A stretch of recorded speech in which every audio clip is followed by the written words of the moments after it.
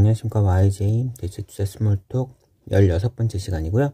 오늘은 2030년 서울 오피스 시장에 대한 그런 과공급 가능성에 대해서 이야기해 보도록 하겠습니다. 오늘 자료는 사실 CBRE에서 만든 서울 오피스 2030이라고 올 1월에 새로 발간한 자료인데요. 이 내용에서 사실은 좀 이런 개인적으로 약간 이런 충격적인 내용들이 있어서 이 내용을 오늘은 정리해 보려고 합니다. 네, 들어가 보시죠. 네, 1페이지 서울 오피스 신규 공급 계획이고요. 이 자료를 보시면은 현재 기공급된 게 서울 전체가 320만 평인데 2031년까지 추가로 143만 평이 그러니까 오피스 공급이 추가될 예정이고요. 이거는 기존 면적의 44.6% 거의 한 45%가 늘어나는 거예요. 결국은 현재 서울 오피스가 100이면 2031년에는 145가 되는 거죠. 이건 사실 어마무시하게 많이 늘어나는 거잖아요.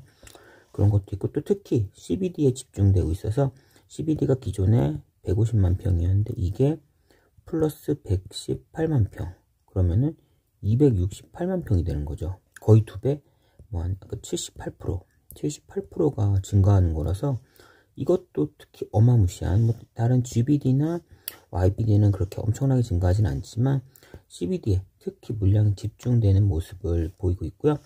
연도로 보시면은 그림 2를 보시면 주로 쭈루룩 하다가 2029년에 제일 많은 이 GBD 포함해서 YB, 다른 건 다 사실 그러니까 CBD죠.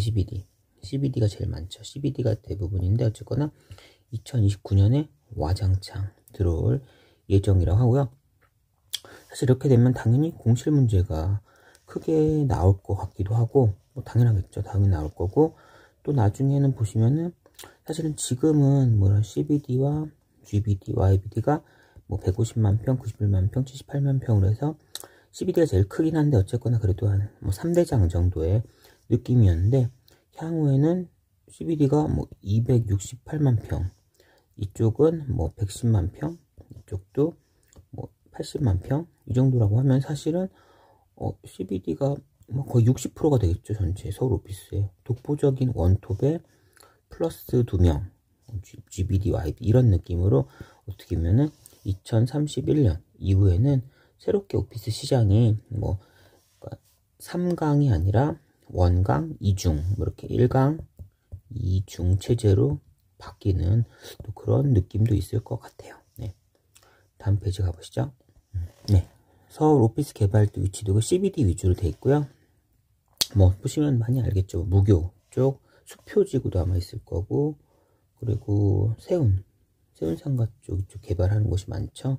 8번이라고 되어 있네요. 이런 네모들이 지금 보시면은 네모로 되어 있는 게 그 지구죠. 지구 네모니까 여기가 지금 1번 공평지구, 여기 지구를 이렇게 네모로 표시한 숫자가 지구거든요. 그리고 이쪽이 5번이면은 무교지구고, 여기 엄청 많아 보이는 애들은 9번, 여기는 9번이 없어. 5탄 것 같은데요.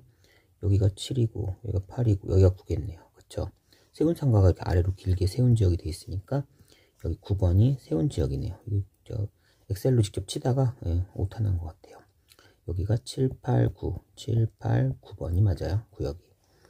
이런 식으로 되고요. 결국은 이렇게 되면은 사실은 2031년까지 대규모 공급되면은 대부분의 오피스들이 뭐 이론적으로 그런 얘기를 하죠.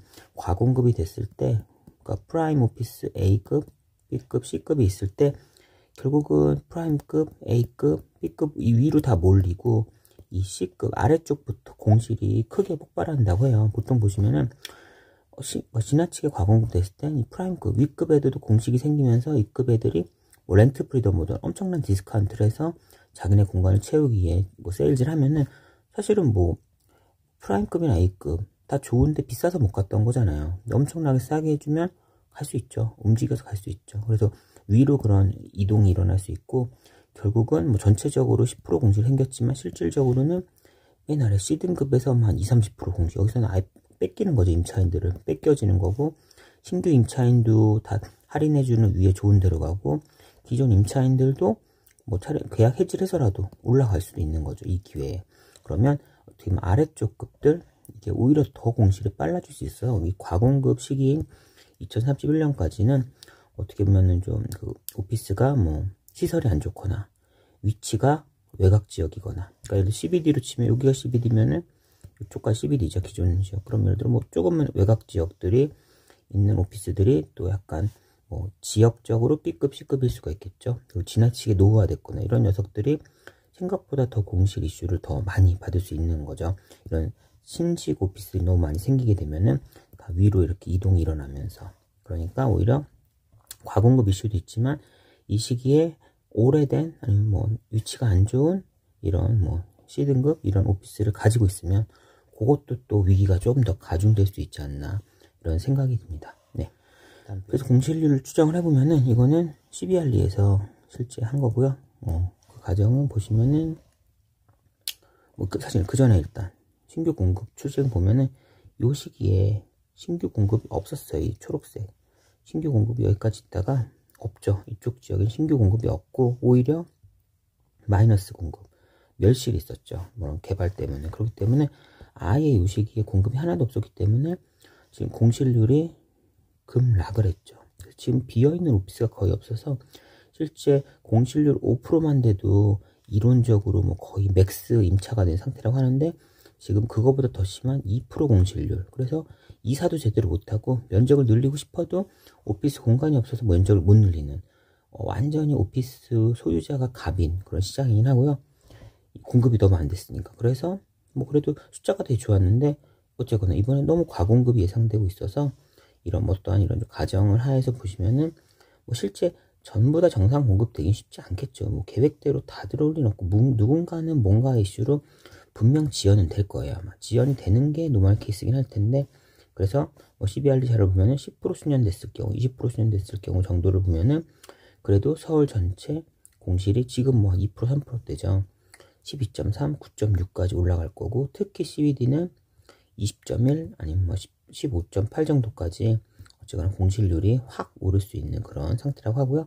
어쨌거나 일부 지연이 되더라도 대규모 자산들이 어쨌거나 진입하는 그 시기가 분명 오피스 시장에 있어 서울 오피스 시장에 있어서는 뭔가 또 정반대, 지금까지 이제 엄청 오피스 공간이 없는 세상에서 갑자기 오피스 공간이 왕창 많아지는 또 어떤 오버슈팅에 의한 충격이 잠시 올 수 있는 그런 시기가 2031년까지 특히 2029년이 될 것 같아요. 그래서 보통 이런 광공급 이슈가 오면은 그 직전에 뭐 한 2028년, 7년, 6년에 갑자기 오피스 뭐 투자 제한서가 엄청 많이 들어온다거나 그럴 수가 있죠. 보통 버블 직전에 갑자기 뭔가 제한이 많이 들어오는데 그때 자료를 볼 때 뭐 과거에 엄청 좋은 그런 숫자들을 가지고 미래도 그럴 거다라고 예측하지 마시고 오피스, 서울 오피스의 경우는 과공급이 될 수도 있나 보다. 그래?